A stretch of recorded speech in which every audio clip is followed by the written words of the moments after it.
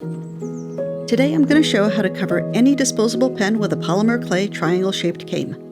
You likely have all the equipment you already need. You don't need a pen press or lathe or anything else. I have a complete list of supplies in the video description below. It can be intimidating to make a pen, so I want to start by sharing how long each step took.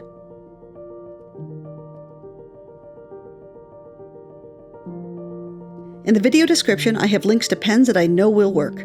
If you can't get any of those, you can use any disposable pen, but test it first. Take it apart and bake just the barrel for an hour at your clay's temperature to make sure it doesn't melt. Using any pair of pliers, gently pull off the tip of the pen, including the spring and ink cartridge. Gentle tugging and twisting should do it. Keep an eye on the spring, they're easy to lose. Don't ask me how I know. Then twist off the top of the pen in the same way. If you're using a different pen, the parts may look slightly different, but your goal is still the same. Get the barrel separate from everything else so you can cover and bake it on its own. To cover a big pen seamlessly with a triangle cane, you'll need your cane to be 7.5 millimeters on the sides. That's less than 1/3 of an inch, and yes, it's pretty precise. The good news is, I found that reducing a cane this small isn't really any harder than any other size. The trick is, be careful that you don't reduce it too far, because it's very hard to make a cane bigger and easier to make it smaller. Now on to the actual work. Don't be intimidated by slicing a small cane. It's actually a lot easier to slice consistently on a small cane than it is on a large cane. And since the cane is small, if you cut a piece too thin or too thick or at an angle, tossing it doesn't mean losing that much clay. If your pen has a clip on it like mine does, you'll want to slice them thinner so that the clip can fit over it. The main thing is, as with all cane slices, slicing consistently. You don't want slices to be really thin on one edge and really thick on another. In this video, I'm going to be assembling most of the veneer on a piece of deli paper. When I was first learning to make pens, I found it much easier to assemble it on paper first, well, most of it, than trying to assemble them right on the barrel. You want your slices to be able to slide around a bit on the surface. You want your patty paper or sheet to be about 5 inches by 5 inches. If it's bigger, cut it down to 5 inches square. That will make it easier to attach the veneer to the barrel later. Next, I arrange my first slices into a hexagon. You can see why I suggested using patty paper or printer paper. It's a lot easier to align tiny slices when you can just slide them into place.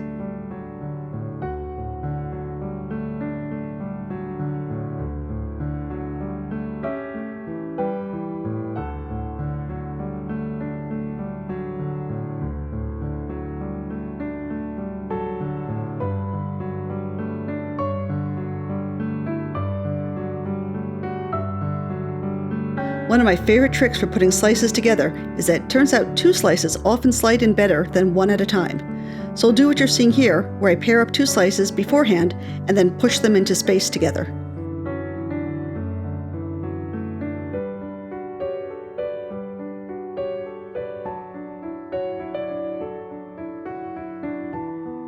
What I'm doing here is just putting light pressure on just the center of the hexagon to encourage them to stay together without distorting it. If your clay is stickier than the Kato clay I'm using, you won't need to do this. Apply the rest of the pieces you cut, taking care not to squish any.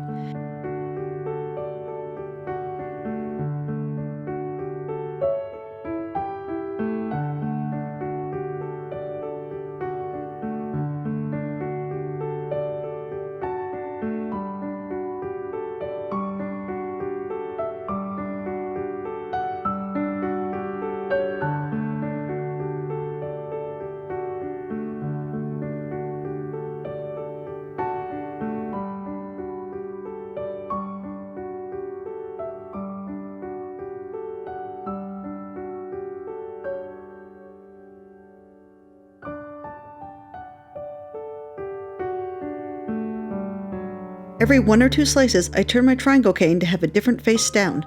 This helps prevent the cane from distorting too much while I'm cutting.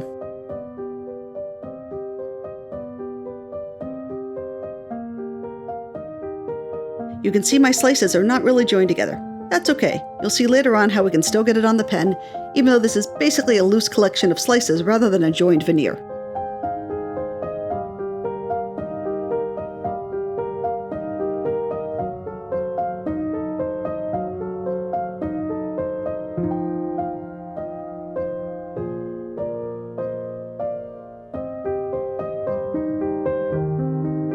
I apologize I'm missing some footage here. My phone storage was full and I missed that it stopped recording, so I'll have to jump ahead to where the first 2 rows are finished, but it basically looked like what you've seen so far. You want to make your rows a little shorter than the barrel. It's easier to get to the ends of the barrel later after the veneer is fully secured on the barrel. Slice and align the 3rd row the same way you did the first 2 rows. Eventually we'll make a 4th row, but since canes are an imprecise size, I actually find it easier to do just the first 3 rows on the deli paper and then do the 4th directly on the barrel, where I have a little bit more ability to adjust for my cane being a little too big or a little too small. Since I was missing much of the previous footage, I'll show all the footage of applying the 3rd row.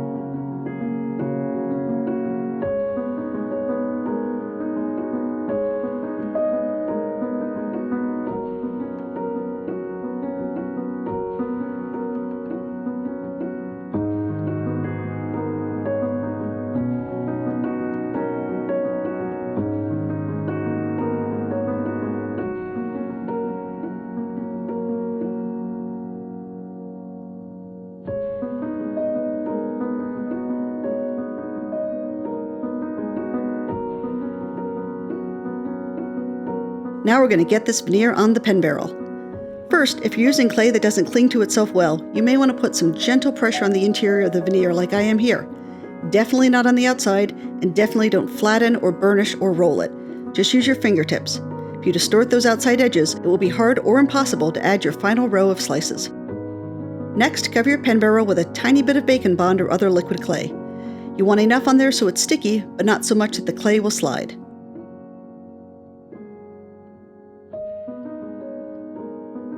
Place the barrel in the middle of the veneer and carefully but firmly pull the sides up to wrap the clay around the barrel. Use the paper to attach the clay to the barrel, still being careful to not squeeze the clay too hard or put too much pressure on the outside edges of the veneer. You don't want to distort it.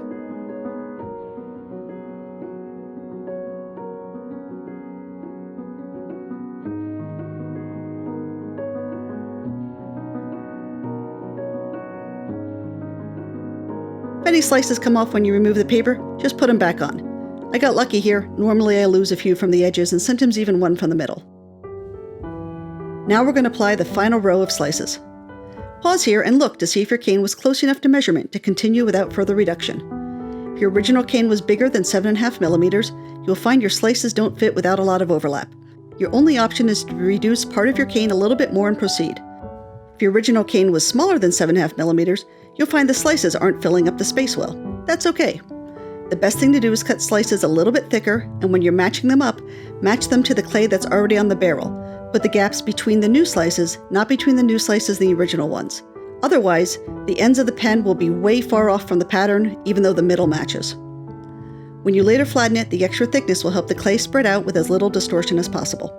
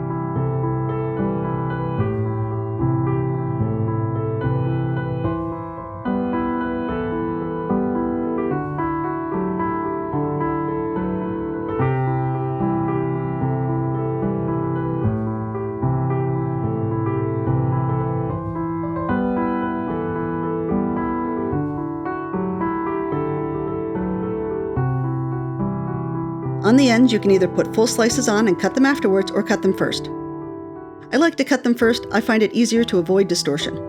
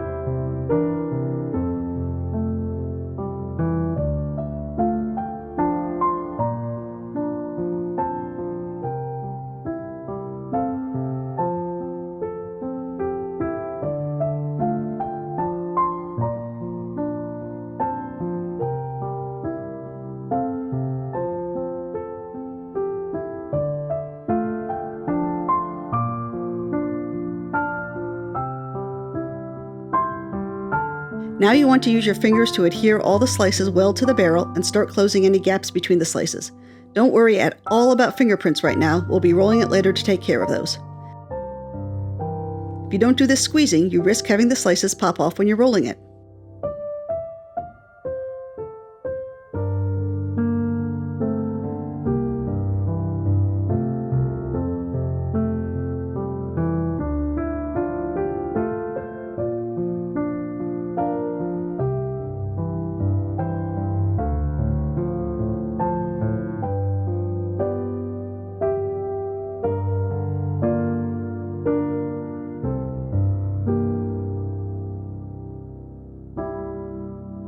Now we're going to roll and flatten it. Make sure you thoroughly clean your desk surface and your acrylic block or baking tile. You won't be sanding heavily, so you really don't want to embed dirt or stray bits of clay in your pen's surface. It's very critical to not use your hands for this. You don't want to introduce any uneven areas. I'm using a lentil bead maker here, but you can use an acrylic block for stamps or even a baking tile. It's just nice to have something transparent if possible. I switch the direction of the barrel back and forth while rolling to make sure that if my hands are putting more pressure on one side than the other, it evens out.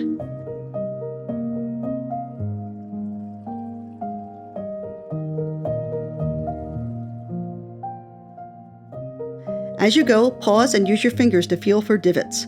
Those are lower places in the surface. You will need to use your fingers to squish the clay from the sides along the length of the barrel to fill them in. Squishing just around the width of the barrel won't help. Those divots are in places where you have too little clay around the barrel for the rolling to distribute it to fill in the low spots. If you don't fill in the divots now, they will still be there when your pen is baked, and you cannot get them out by sanding. I prefer a bit of distortion in the pattern due to squishing the clay to fill in the divots than having the divots, since a pen is such a tactile object.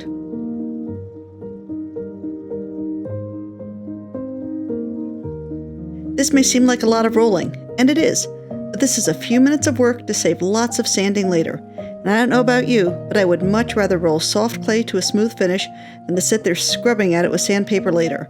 Especially a pen, which cylinder shape makes it a lot harder to sand completely flat.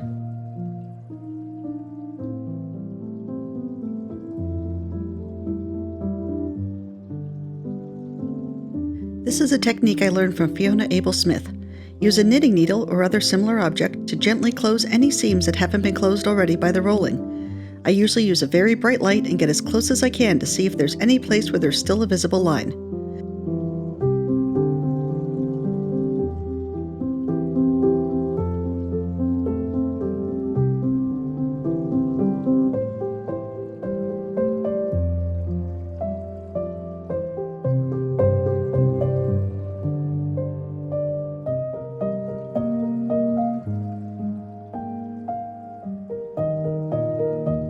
If, like me, you failed to clean your work surface well enough, you can use your blade to get any stray bits of clay or hair and then just roll it again.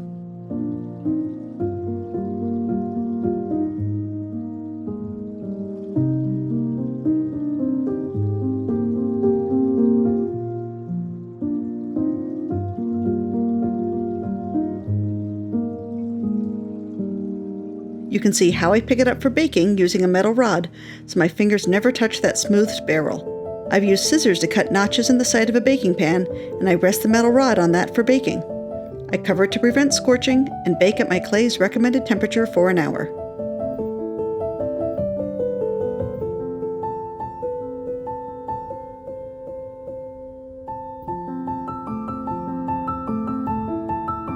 After your barrel is baked, you'll want to sand it. I always wet sand to keep down how much sanding dust there is. First, I sand down the edges, checking repeatedly to make sure I'm sanding them flat all around and not sanding too much into the plastic of the barrel.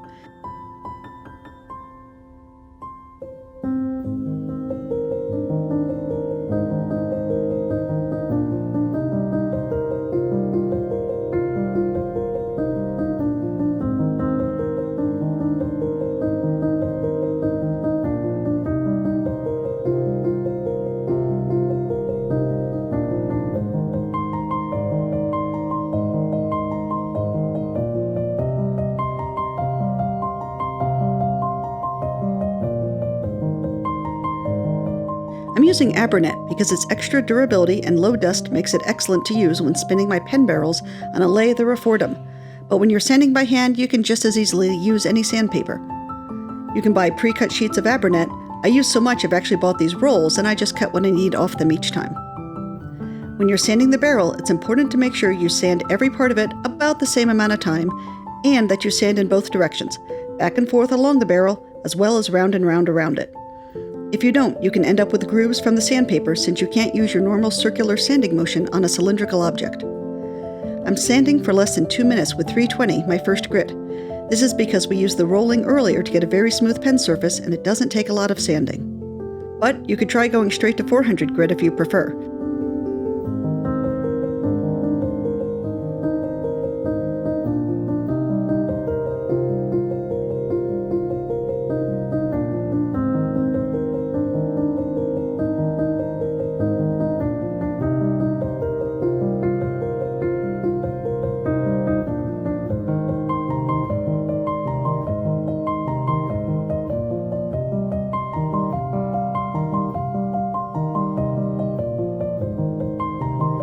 Your fingers are highly sensitive and an excellent guide to tell whether you've fully sanded the barrel. Pay close attention to them.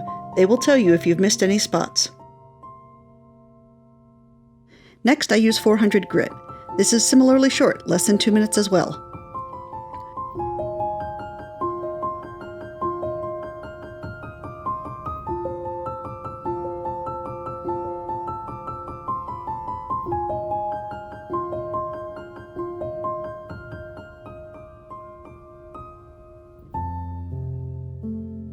You can stop here if you want, or you can go to higher grits. After I finish the sanding and polishing, I'll actually show you a video of what your barrel looks like if you stop after 400 grit, after higher grits, or after polishing, so you can see the difference each step makes. I'm using micromesh sanding pads at higher grits to further smooth the surface, and this takes about 8 minutes. This particular set came with a nice metal holder that helps me keep my grits in order. As you can see, I don't spend a long time on each grit, but I always make sure I'm sanding both back and forth and round to avoid leaving grooves in the clay. When sanding, never skip a grit of either sandpaper or micromesh. Wherever you choose to start is fine, but make sure you use each grit after it so you don't end up with stubborn scratches at the end that you can't sand out. If you start at 320, do 320 and 400 both. If you start at 220, do 220, then 320, then 400, and so on. And if you're using micromesh, do all the different colors of micromesh.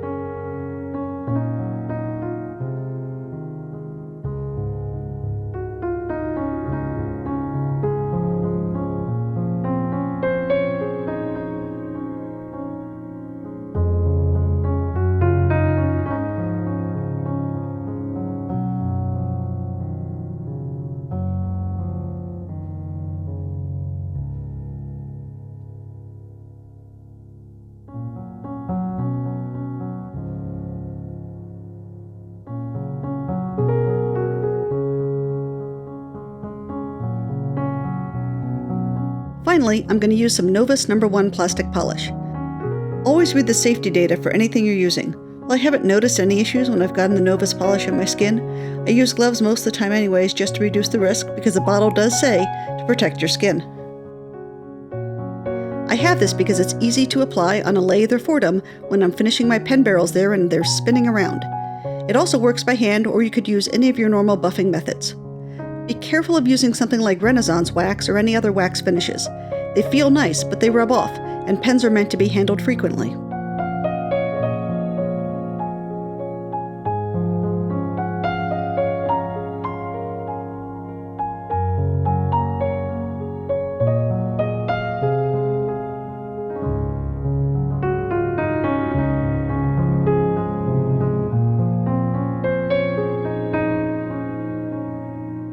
Here's a video comparison of the different levels of finishing like I promised earlier. It's a little hard to tell on video, but I hope this gives you some idea of what the different levels look like.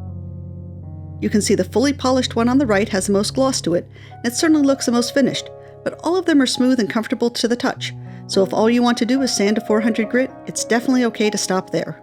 Part of the reason I go all the way to buff or polish is because I've put so much time in assembling the pen that the extra few minutes to sand don't really seem like that big a time investment. Finally, you can put your pen back together.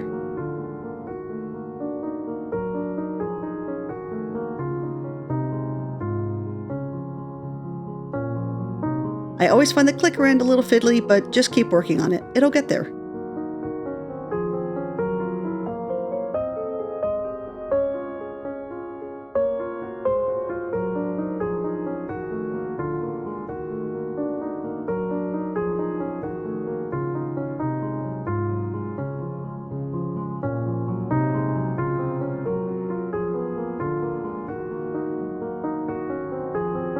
You can see here how there's a ledge of clay at each end. That's because the ends of the Bic pen are designed to be flush with the original barrel, not our covered barrel. If that bothers you, you can try to taper the ends before baking, but with this kind of patterned cane, it can be a lot tougher to get smooth since you can't roll them as effectively. Thanks so much for watching. I hope this encourages you to try to make pens from your canes. You don't need expensive hardware to make really beautiful pens. If you'd like to know how to make this particular cane, I'll be posting a video shortly that shows how to make it, and we'll link it in the video description when it's ready.